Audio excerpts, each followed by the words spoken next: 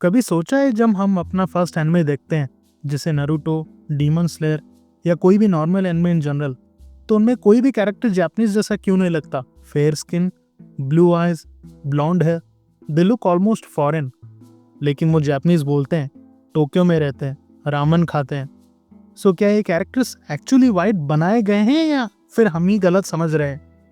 Yo मिनासा, welcome back to know senpai, जहाँ हम anime के सिर्फ प्लॉट ट्विस्ट नहीं, उसके सोल और रूट्स तक जाते हैं। आज का टॉपिक सिंपल लगता है, लेकिन ये एक्चुअली एनिमे के सबसे बड़े मिसअंडरस्टैंडिंग्स में से एक है। तो चलते हैं 1950s जापान, एक नया एरा, एक नया आर्ट फॉर्म। तब एक आदमी ने एनिमे को शेप दिया, ओसामू तेजुका, जिसे लोग गॉड ऑफ मांगा भी कहते हैं। उन्होंने बनाया था एस्ट्रो बॉय, और उसके बड़े एक्सप्रेसिव वाइब्स इंस्पायर्ड थे डिज्नीज बैम्बी से। लेकिन ये बड़े आँख किस लिए?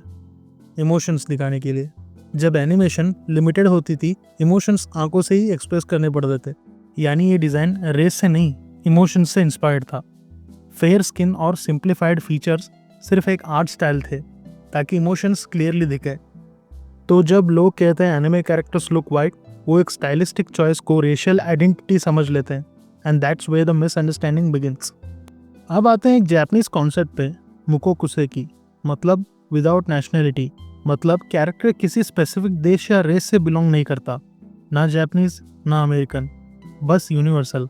पोस्ट वॉर जापान में क्रिएटर्स चाहते थे कि उनका आर्ट दुनिया भर तक पहुंचे, तो उन्होंने ऐसा डिज़ाइंस बनाए जो सबको रिलेट कर सके। एग्जाम्पल, नारुतो, ब्लॉन्ड है, ब्लू आइज, पर उसका कल्चर प्योर जापानीज निंजा लोर में बसा है। या फिर सेलर मून, ब्लू आइज लेकिन वो टोक्यो की स्कूल गर्ल है। ये सब कैरेक्टर्स यूनिवर्सल लुक रखते हैं, ताकि दुनिया भर से लोग उनसे कनेक्ट कर सकें। कुछ लोग कहते हैं कि ये वाइट वॉशिंग है, पर ट्रुथ ये है कि भाई लोग, जापान कभी वाइटनेस कॉपी नहीं कर रहा था, वो बस अपनी कहानियाँ दुनिया तक पहुंचा रहा था। मुकोकुसेकी isn't about erasing race, it's about transcending it. Anime के कलर्स भी सिंबॉलिक होते हैं, ये बस एस्थेटिक चॉइस नहीं होती। हर हेयर कलर, हर आई कलर एक इमोशनल कोड होता है। जैसे pink hair colour equals to cute, bubbly and hopeful. Blue hair equals to calm, reserved, emotionally deep. Red hair equals to fiery and passionate. And white hair equals to mysterious, divine and beyond human. ये सब ethnicity को represent नहीं करते, ये बताते हैं इंसान के अंदर क्या चल रहा है, उनका एसेंस। अब बात करते हैं बिजनेस की, क्योंकि आर्ट और कॉमर्स दोनों साथ चलते हैं। आज एनिमे सिर्फ जापान के लिए नहीं बनता, पूरी दुनिया के लिए बनता है। स्टूडियोज चाहते हैं कि उनके कैरेक्टर्स सबको रिलेट करें, बिना किसी कल्चरल गैप के। इसीलिए कैरेक्टर्स के फीचर्स सिंप्लीफाइड और यूनिवर्सल रखे जाते हैं, ताकि अमेरिका का व्यूअर भी कनेक्ट करे और इंडिया का फैन भी। जैसे कि attack on Titan, Germanic names, European design, लेकिन अंदर से इमोशंस और थीम्स प्योर जापानीज। या full metal alchemist, European world पर जापानीज फिलोसफी। एनिमे का ये ग्लोबल डिज़ाइन एक मार्केटिंग स्ट्रैटेजी भी है। Maximum relatability, minimum alienation. जैसे फैन सर्विस बिजनेस डिसीजन होता है, वैसे ही डिज़ाइन भी एक क्रिएटिव बिजनेस मूव है, रैप्ड इन इमोशन। अब सवाल ये है कि बहुत लोगों को ये कैरेक्टर्स वाइट क्यों लगते हैं? सिंपल, क्योंकि हम अपने कल्चरल लेंस से देखते हैं।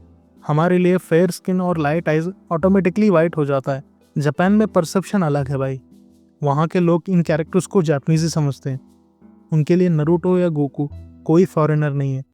अगर कोई जेन्युइनली फॉरेन कैरेक्टर होता है, तो उसका एक्सेंट, नाम सब अलग होता है। तुम उसे पहचान लोगे उसके फर्स्ट लाइन बोलने से। जापान उन्हें क्लियरली अलग दिखाता है, क्योंकि जब वो फॉरेन कैरेक्टर बनाना चाहते हैं, वो फील से बनाते हैं, सिर्फ लुक से नहीं। तो शायद प्रॉब्लम डिज़ाइन में नहीं है, प्रॉब्लम हमारे इंटरप्रिटेशन में है। They don't look white, they look anime. Anime की ब्यूटी यही है कि उनके कैरेक्टर्स तुम्हारा रिफ्लेक्शन बन जाते हैं। तुम कहीं के भी हो, उनमें अपना कुछ हिस्सा दिख जाता है।